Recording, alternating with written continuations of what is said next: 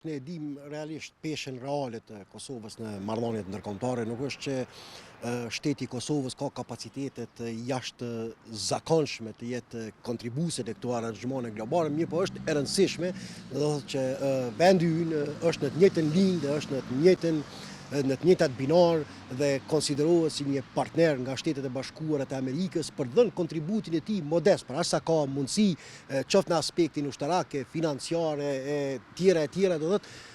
në paqen, në misionin e paqes në vatra të ndryshme, me theks të veçantë ajo që po përgatitet të instalohet në rripin e Gazës. Pra do thotë është e rëndësishme dhe jo vetëm Kosova, por edhe Shqipëria, bota shqiptare janë dy prej vendeve, janë dy shtete shqiptare, janë dy prej vendeve të vetme në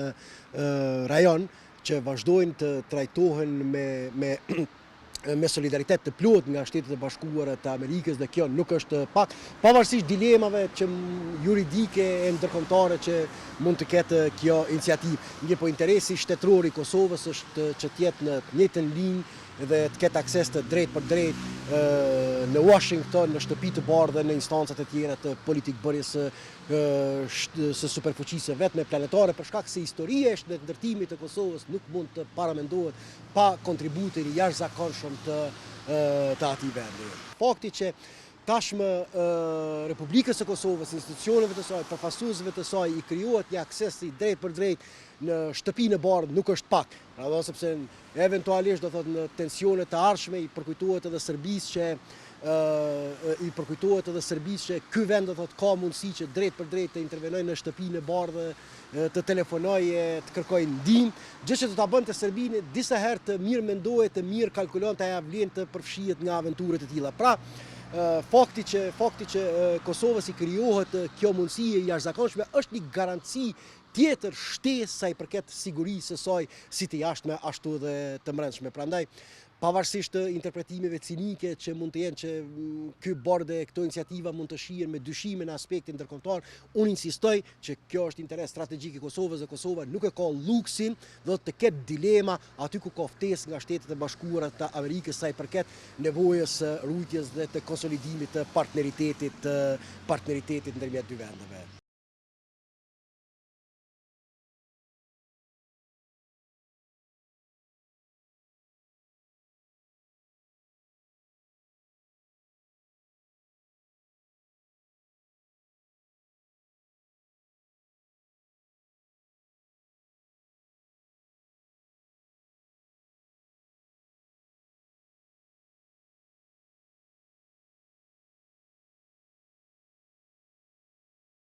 Unë mendoj që kjo është një nga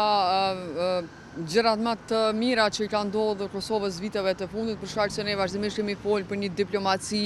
neglizhente të Kosovës dhe ftesa e presidentit Trump që